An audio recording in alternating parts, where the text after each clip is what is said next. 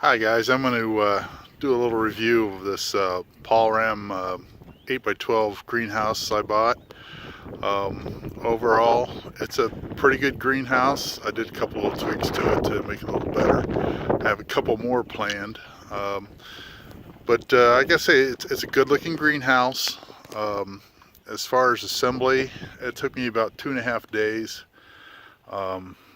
It's not particularly, didn't take any special skills, but the instructions are kind of lacking in terms of written directions. There's a lot of places where it's kind of not clear how things go together, but the things do fit together pretty well. So as far as the construction of it, I don't really have any complaints. It's more in the directions. They could be a lot better. If I were installing these professionally, I could probably put one together in a day and a half, because a lot of your time is spent reading the instructions and rereading them just to make sure it's clear what they're trying to tell you. My base, the way I have it set up, I've got about 2 inches of number 87 gravel on the ground. Then I've got 4x4s that also, it has a layer of landscape, double layer of landscape fabric on the bottom side, and then it's filled up with more 87 gravel to the top to allow for drainage, and then another layer of landscape fabric on the top to keep any kind of weeds out. So let me get started with some of the things about this I like and something I don't like. The doors, for one thing, there's a magnetic catch at the bottom. If there's much of a breeze, the magnetic catch isn't strong enough to hold it. It really needs another one here at the top, which I will probably make a bracket with some ceramic magnets and epoxy to keep the top shut here. You can see how it flexes a little bit. If it gets in too much wind, these doors tend to rack a little bit, but you can readjust them. At the top, as you can see right up there on the 8x12, there's a connector joint to the top piece.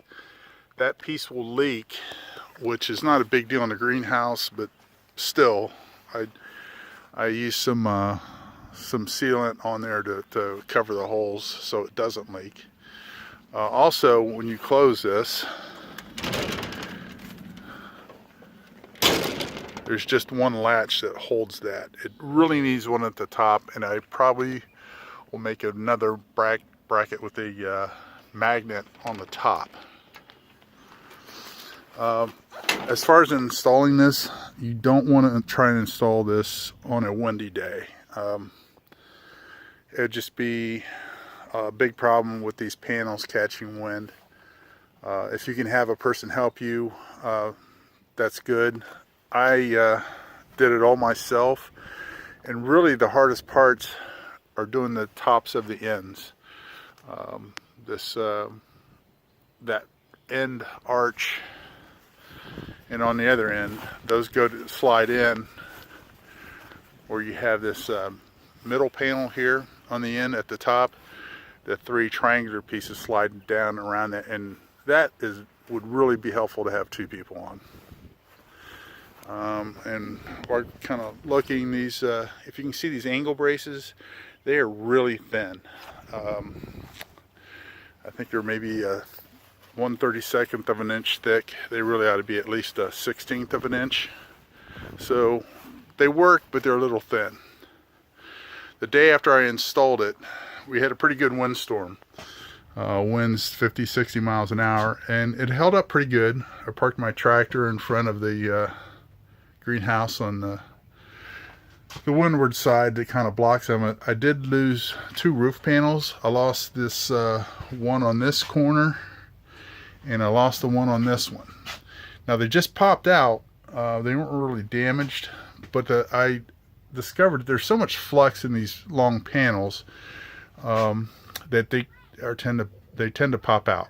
So what I did was I made these aluminum angle brackets, and I inserted them halfway in, and I used some clear sealant and caulk to attach them, and they're pretty rigid now. I've not had any problem. The windows, I also caulked around those because the window just fitting in there, not really being attached, it was kind of floppy. So adding caulk to all sides of that really stiffened that up. I eventually plan to get some of the automatic vent openers, but that's down the list. And you can see inside here on the floor, I have a sheet of treated plywood just to walk on, and then landscape fabric over top of the gravel there. There's a couple old shelves I scavenged out of an old small greenhouse, and then just some shelves I made out of treated 1x4 and 2x4s. You can kind of, I'll show you the detail so you can kind of see how they're put together. Nothing really technical or hard to do. So, and that's kind of how I have these shelves. I have a few more small shelves to put in on these ends to hold some of my trays and other things. This is a heater that will run off of E85 gas and tiki torches. I will do a separate video on how that works. Basically, the water's heated, goes into the barrel, recirculates from the rising hot water.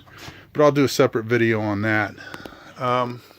Overall, I'd say I'd give this 4 out of 5 stars. It does need a few tweaks. The side panels are kind of noisy on a windy day. They kind of pop in and out.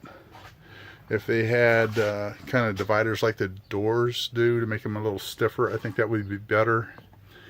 And I may work on winter to try and put some visqueen on the inside for a double layer to see if that will help with the heat. During the winter, I want to try and have a hot house, and to supplement my drum of hot water, I'm going to put in a compost bin on this end here, because I won't need as much room for plants in the winter, but I want to try and heat it with heat from the compost on the end here. So we'll see how that works next winter. But overall, I say it's a pretty good deal for this hot house. It's fairly well put together, fairly well designed. There's just a couple tweaks that you can do to make it a bit better. And also have some sun fabric too that I'm going to rig to put over the roof on really hot days to kind of keep it cooler. Probably with some flaps so I can still open the windows. So if you have any questions, just write in the comments. If I didn't cover anything that you wanted to hear about. Thank you very much. Bye.